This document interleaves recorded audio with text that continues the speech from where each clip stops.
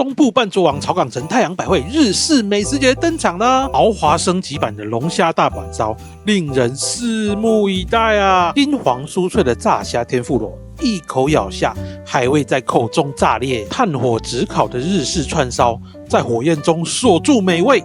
要配啤酒还是美食季限定清酒？滑顺醇厚，让人沉醉其中。还有新鲜现切生鱼片、握寿司，感受大海的纯粹美味。日式美食节，让我们开吃吧！耶！大家好，我是冠老板，我是餐盘先生。今天带大家来到的是那个潮到出水的草港城啊！今天带大家来开箱的是它的最新一季的日式美食季太阳百汇 Buffet 开箱。我今天非常期待它的餐点跟特色料理，就让我们 Let's go！ 虽然是潮到出水，不用淋雨吧？哎，赶快躲雨去！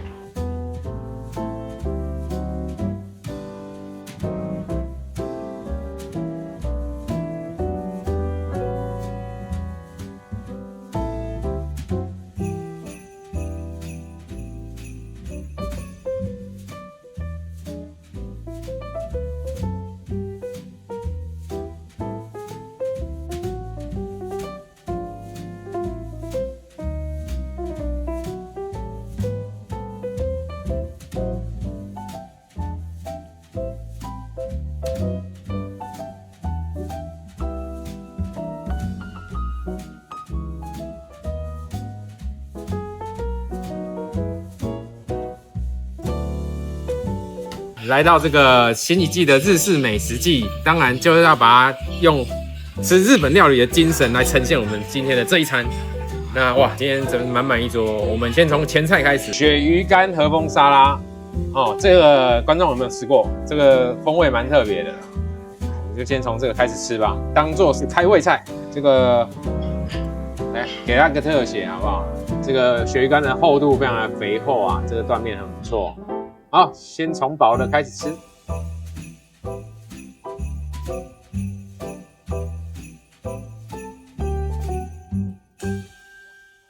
鳕鱼干的味道呢，有点像什么？吃过鲔鱼罐头没有？其实有那么一点鲔鱼罐头风味，但是它不一样的是，它更有细致绵密的口感，然后它的油香味十足，所以它搭配这个酸酸甜甜的和风酱汁以及这一些生菜，我觉得是一个很好的搭配。拿来当第一道菜，我觉得很适合。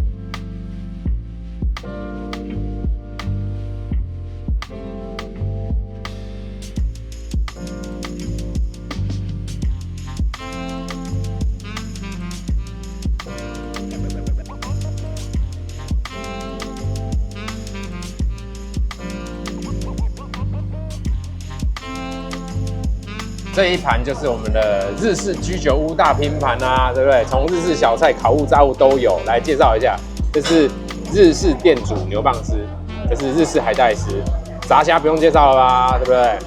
这个不是烤那个鲷鱼下巴，这是烤鲑鱼下巴，特别大块。再来当然是不能少的，就是我们的日式串烧啦。今天拿的是什么肉串啊？猪肉跟鸡肉，但是我去的时候只剩下猪肉而已。OK， 那我们今天就开猪肉串给大家看看，开吃。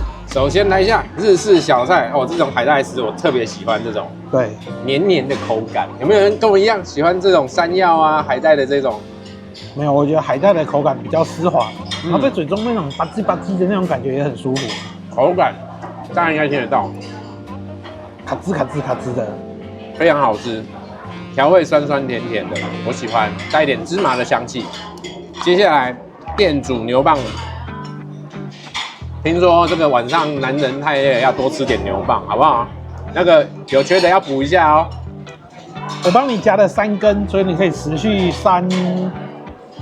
没有人，这个男人要吃可能3根是这么大根才有用，是这样子吗？它店主煮的口味是非常甜口的这种味道。我觉得爱吃牛蒡的人喜欢那种口干的醍醐味，我自己个人很喜欢。当这个开胃菜，我觉得也是很棒的选择。接下来是它的烤猪肉串啊，这看得出来这个油光哦，有点五花肉的感觉啊，然后撒一场芝麻跟这个烤肉酱汁，开吃。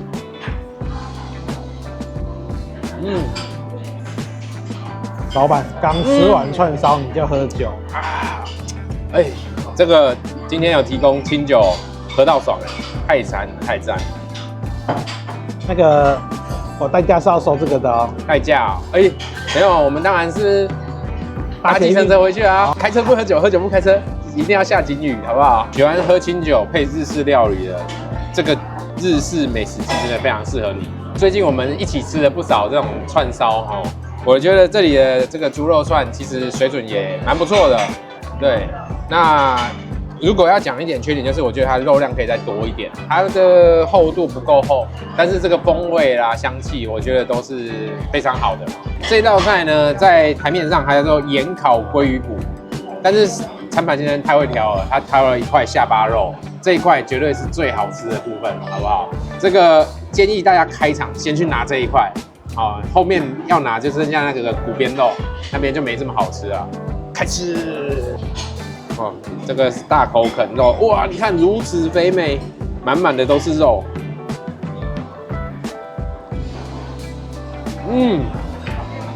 好肥呀！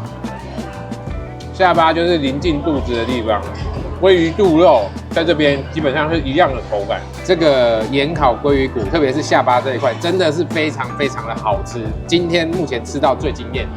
OK， 大家可以知道，这个鱼下巴是可以单独拆出来卖的部位，鲑鱼肚本身也可以另外卖的比鲑鱼生鱼片还要贵。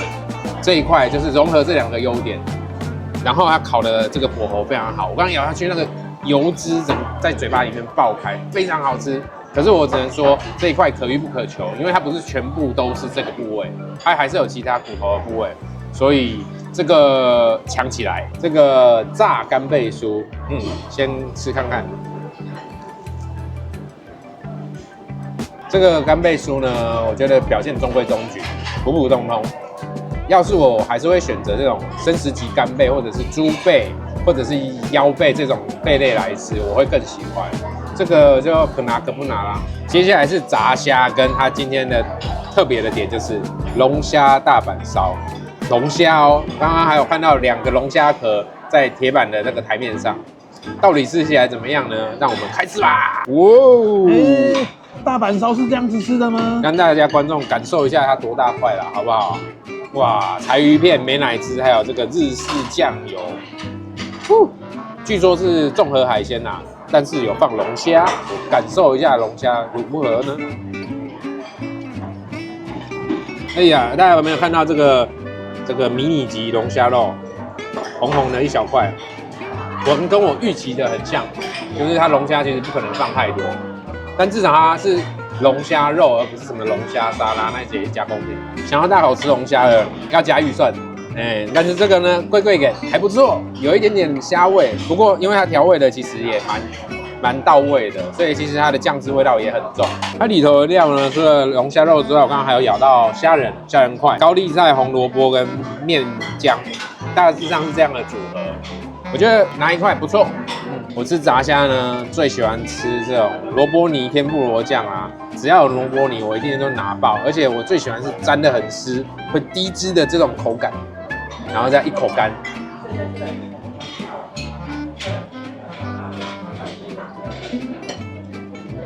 你告诉我什么叫做一口干？告诉我太大只了，什么叫做他妈吃一口干？刚刚顶到喉头，有点不舒服。2口啦，好不好？观众原谅我。这个根本就不叫一口干，这个叫做2口啊。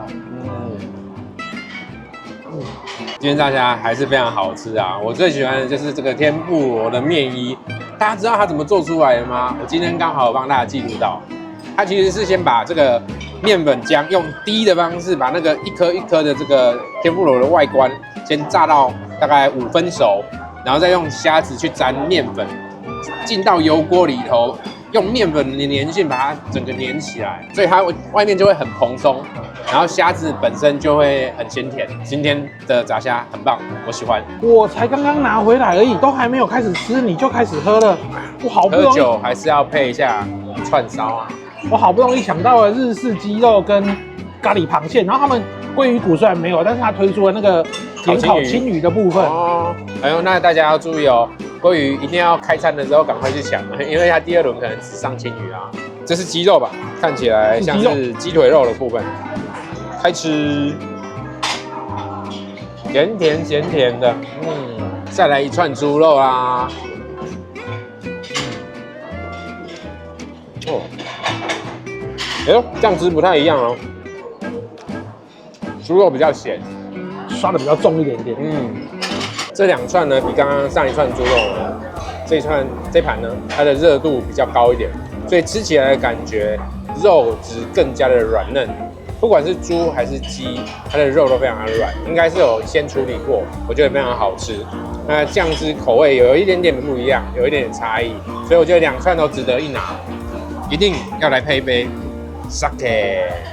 好大啦 ，sake 不是应该来个青鱼吗？对，青鱼、螃蟹，好，吃给大家看。这个青鱼的尺寸呢，大概这么大只啦，这个应该是进口的青鱼，不知道它有没有腌那个薄盐，感受一下。我觉得青鱼表现也蛮不错的，那个该有的油香，该有的汁水都有。那它是属于没有腌过的版本的青鱼，十分好吃。接下来是它的什么咖喱蟹吗？日式咖喱螃蟹。日式咖喱螃蟹，它的螃蟹个头不大。那用这种螃蟹的大小呢，好处是它的壳比较不会那么硬，很适合直接就口。我觉得那个酱汁都咬在里面了。油炸过后的这个螃蟹的面衣裹上这个浓厚的这个咖喱酱，刚刚吃起来非常的上口啊，那个整个香气，油炸的香气，咖喱的香气，整个从鼻腔这样冲上来。我觉得真的非常好吃。这一道我有点意外，我觉得以口味来讲，真的非常打到我的点，是我的菜。当然，觉得小小的缺点就是，毕竟螃蟹的个头不大，那个肉感还是不够爽。那今天的清酒，我觉得非常的顺口。稍微描述一下，它是属于甜口的清酒。那么入口的第一个口感呢，我觉得是有点干干的，带一点甜味，不会辣口，非常的顺。喝进去之后，你把那个香气可以把它回冲到鼻腔里头，非常的香，有带一点这个稻米的香气，非常好喝。我觉得如果不太敢喝清酒的人，这一款是蛮适合这个入门的一款酒。虽然我不晓得它那个酒是什么，我也没研究，反正就是好喝啦。今天这个也是我探索到了另外一个意外。我刚刚看到酸菜鱼，因为我们最近也吃了不少酸菜鱼。来，这个是用透散煮的酸菜鱼，肉块非常的扎实。我们先开吃吧，非常期待。汤头非常的鲜美，那酸菜的酸香，花椒的麻跟一点点辣椒的辣，我觉得非常的均衡，我自己个人蛮喜欢。对我来讲，它算是小辣，汤好喝。再来，我们就来吃吃看它的鱼肉。托山好吃的地方是它的鱼很细致，跟它的鱼皮很 Q 弹，这是我喜欢吃它的原因。虽然托山的这个价格不高啦，但是既然在这边看到了，还是要吃起来。鱼皮搭鱼肉一起来，哇！你看这么大块，对不对？这样吃肉不是很爽吗？我第一次吃到托山做这种料理，一般来讲我们在外面都是吃这种药炖的嘛。第一次，我真的觉得这样子的搭配很棒，而且这样整个鱼肉的肉块非常的大块，大口吃鱼肉的感觉非常的棒，非常推荐给大家，可以尝试一下。我觉得它会跟乌鲤鱼互换，是不是因为乌鲤鱼的价格其实太高，比起那种胶质啊跟肉的爽度，其实托山的效益会更好。对，其实乌鲤鱼有一点点像托山，因为它的鱼皮的胶质也算蛮不错的，这是一种平替版的这个酸菜鱼。可是比起来的话，我个人会更喜欢托山的肉质。因为我本来不喜欢乌里鱼的那一种口感，滑滑的，对，那种也不是滑滑的那种，它那种口感就是我自己没有到那么喜欢。换成头沙的话，我自己会更喜欢一点点。对，那大家看喜欢吃头沙的人呢，可以试试看这个版本，头沙酸菜鱼好吃。刚刚参盘先生说这个炸排骨它的味道不是很喜欢，我特别去拿一个热一点的，我来你先试试看，然后再来对一下我们两个的评价。我第一口的感受是，它不知道为什么有一股超浓郁的花生酱的香气。我不知道什么，我会在肉就是在排骨上吃到这个超浓郁花生酱的味道。如果说今天是什么酱烧热排之类的，我可以理解这样子，可是就你不是啊。然后还有一个东西是它的油脂，我觉得丰富到有点让我头皮发麻。我同意，有一股很浓的花生味，对不对？可是花生油也不会有那么奇怪的独特的花生味才对。它已经腌到肉里面。对，然后那股味道我觉得已经强到它把肉的那个鲜味啊，什么味道全部吃光光了。我就好像在吃一块涂满了花生酱的肉的感觉。它的部位油脂非常的丰富，毕竟是排骨，可以看得出来软骨边的这个油脂油亮。所以它油脂是很丰富的，香气带一点点花生，它可能是刻意这样腌，是一点点吗？我觉得很多呢，很重。至于我觉得以热的炸排骨来讲，对我来讲它是好吃的。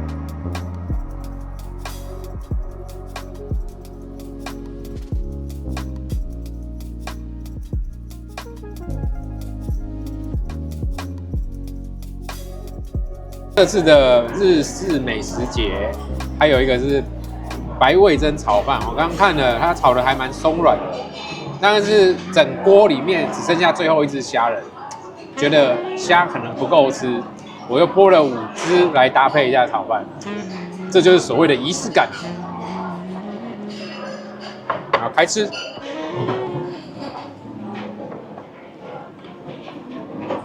哎呀！炒饭里头的小虾仁看起来还是白虾厉害。我觉得它的白味噌炒饭呢，其实它炒得非常松散，然后粒粒分明。不过我觉得它饭的口感有一点黏，比较可惜，而且那个锅气感没有起来。再加上这个给的配料不是很足，不然就是被其他人给挖光光了。我只有1只虾仁，有点可惜。虾仁炒饭是没有虾仁的，你知道这件事情吗？就像太阳饼里面没有太阳的意思，太伤心了，好不好？所以我才自己剥了白虾来搭配。OK， 重度喜欢吃白饭的人可以拿啦。那像我呢，我就少吃一点，感受一下。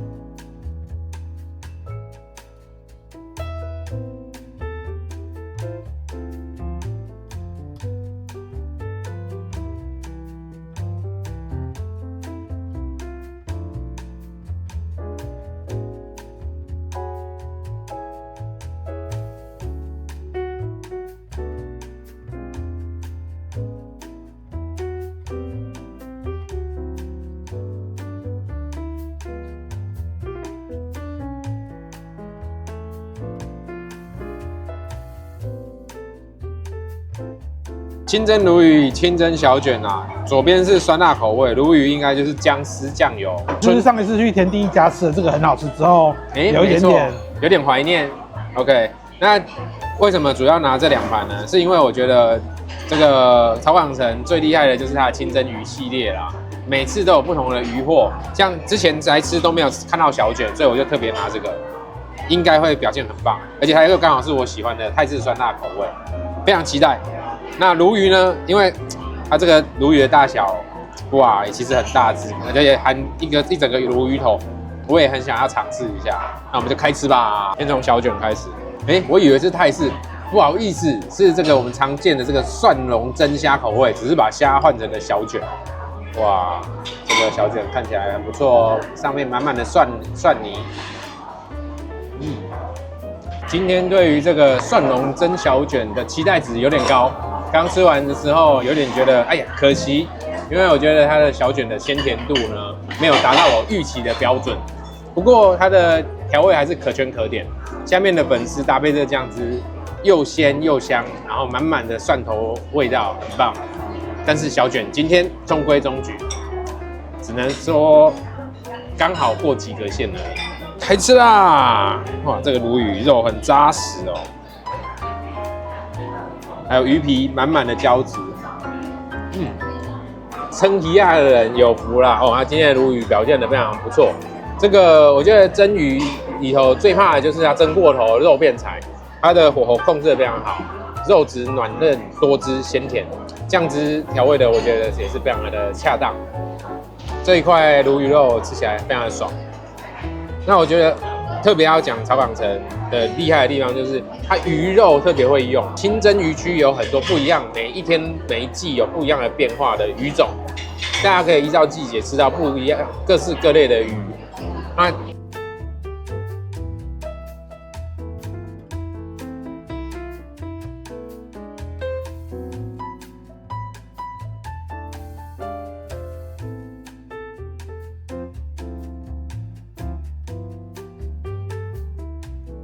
哇，这里的味噌汤真的很强，这个鱼肉油豆腐加大的哦，真的是喝汤吃肉就饱。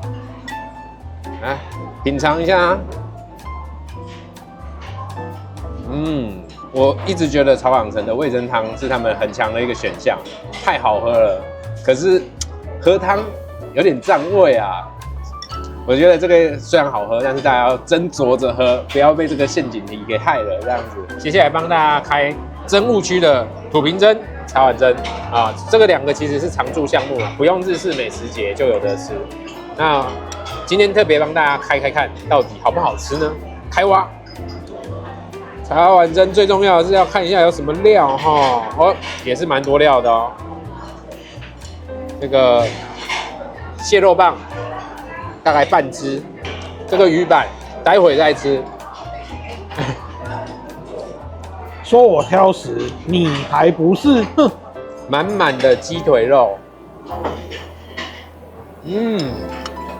蒸蛋的部分呢，我觉得中规中矩啊。它其实就蟹肉棒跟鸡肉，我觉得既然它这边有出这么多海鲜的料的话，我觉得可以综合一些它其他海鲜的料，比如说蛤蜊啊。猪背啦，让这一碗变得更好。我觉得这是一个平价版的茶碗蒸，可拿可不拿。接下来帮大家开一下这个土瓶蒸，我刚刚帮大家检查一下，这个土瓶蒸的料跟我想象中的不太一样。其实今天只有干香菇跟鸡肉而已，这应该是香菇鸡汤吧？你有没有考虑？我好像看到里面有虾仁啊，是啊？应该是没有呢，我们帮大家先开喝看看好不好？我刚刚夹了半天，就只看到香菇跟鸡肉而已。其实土瓶蒸可以分为膻味的跟海味的吧？这个可能我们稍微研究一下，再帮大家补充。它的土瓶蒸旁边有附这个柠檬角啊，我自己个人很喜欢先喝一点原味的，再加柠檬角下去调味，让它带一点点柠檬的酸跟香。敬观众。刚刚你说这是山珍版还是海味版？我要告诉大家，这是山珍海味版。刚刚它的汤头呢，很明显可以闻得吃得出来有煎鱼的香气，它可能是用柴鱼片去熬煮的这个高汤呢，最后加入干香菇跟鸡肉块、鸡腿肉一起熬，觉得非常的好吃。为什么呢？因为我是柴鱼、香菇跟鸡肉的忠实爱护者，香菇鸡我平时就爱喝，柴鱼汤也是我喜欢的日式汤头之一。他们3个融合在一起，变成山珍海味，真的赞，推荐给大家。跟大家分享一下，我吃 buffet 的时候呢，可能有80%是吃自己爱吃的，跟觉得高贵的食材。但是呢，我一定会留20%去尝试一些我之前在那家店没吃到的部分。那有时候这种探索呢，会让你找到意外的惊喜。像今天这一碗土瓶蒸就是我的意外惊喜，非常好吃又符合我的菜。每一家土瓶蒸其实只要用的配料有一点不同啊，其实它的风味都会大大的不一样。对，其实这个部分其实就是那家店做高汤的功力好不好？尤其我看你倒出来那个汤头，突然有一点心动。对啊，待会再来一壶好不好？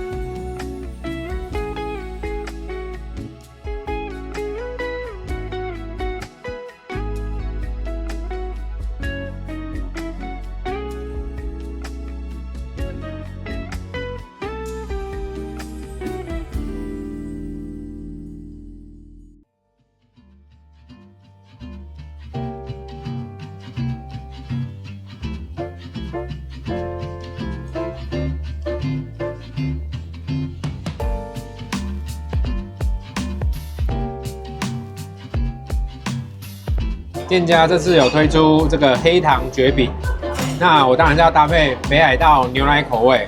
刚上面先生帮我做了，啊，你怎么没有帮我加黑糖酱？他们没有黑糖酱，我本来用鲷鱼烧的，可是因为没有，要不然我想说我们来搭配一个藏寿司口味冰淇淋。你等我一下，我刚刚好像有看到黑糖酱，马上回来，再淋上黑糖酱，是不是又提升了一个层次？这一碗就卖你100块吧？你好意思卖我100块？好了，开吃黑糖牛奶冰淇淋。黑糖蕨饼，你看，有没有很 Q 弹的感觉？我刚本来想说搭配个香蕉卷饼，但是香蕉卷饼已经被全灭了，可惜。我看这个好吃哎，跟它这样搭配一下，这搭配我觉得这个曹朗成可能要给我这个厨师的薪水。店家没有赶你出去就不错了。非常好吃，真的，都是今天的意外好吃的收获。QQ 的蕨饼加上牛奶跟黑糖，我刚才突然有一瞬间以为我在喝黑糖珍奶的感觉啊！我觉得它这个北海道牛奶加上黑糖，这个黑糖酱，好好吃哦，真的好吃哎，推荐给大家这个组合。不，我要推荐的是草港城这个黑糖酱跟这个再弄个配料区出来，一定超受欢迎的。对啊，可是如果变成一个这个固定的一个配置的话，应该是超棒。像它那边还有巧克力香蕉，其实也是可以搭配，只是我刚刚去已经没有了。要不然你冰淇淋区跟这些东西搭配在一起，我觉得会是一个很有创意的东西。大家可以试着自己在buffet DIY 起来，其实会有很多东西出乎你的意料。那刚刚提到了这个黑糖自制 DIY 的这个冰淇淋，我觉得还要提一个是，他们有另外一个冰柜，意式冰淇淋的冰柜里头有5种口味。其实它5种口味有分2种，一个是gelato，比较像是冰淇淋的，另外一个叫做 sorbet 就是比较偏向雪酪，有点冰沙口感，然后都是水果口味的。那我今天拿的是凤梨口味的 sorbet，非常的清爽，非常好吃。所以如果你今天不想要吃那么奶，我觉得你也有清爽的冰品选择可以。刚刚看了一下，还有芒果，大家喜欢的话可以拿起来。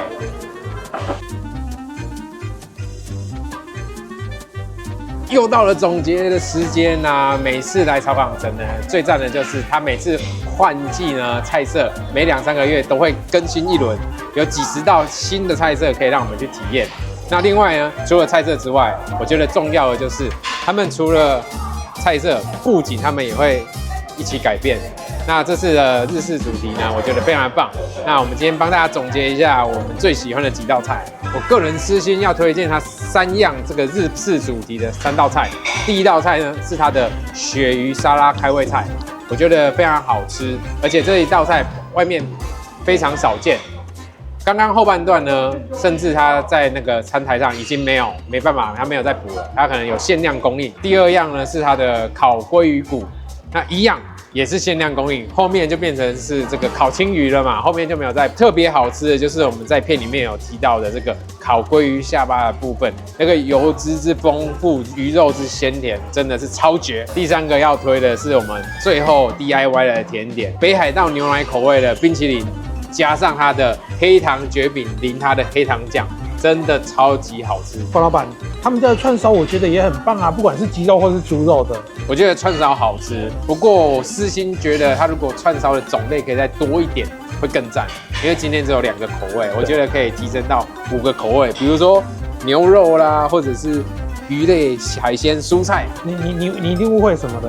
如果是日式串烧类，基本上会多的话，应该是属于鸡内脏类啊，都好。我觉得如果种类再多一点，不管什么种类，我就会觉得更棒。还有他们的那个黑糖酱，我觉得可以，希望他们常驻在冰淇淋旁边，可以自己 DIY 一下，我觉得乐趣一定更棒。对，我有看到他们有什么这个草莓酱啊、炼乳啊，如果再常驻1瓶黑糖酱，搭配冰淇淋，一定非常的赞。最后再补充一个，他们在这一季里头呢，有一个比较特别的品项，就是他们有清酒可以喝。那么我觉得一般buffet喝不到清酒，那搭配这个日式季搭清酒搭日式料理，非常棒，一定要来一杯，或者是你要来1桶都可以。最后不要忘记了，每周5早上6点早起的鸟儿有buffet吃。最后记得订阅、按赞、分享、留言，开启小铃铛。我们下次见，拜拜。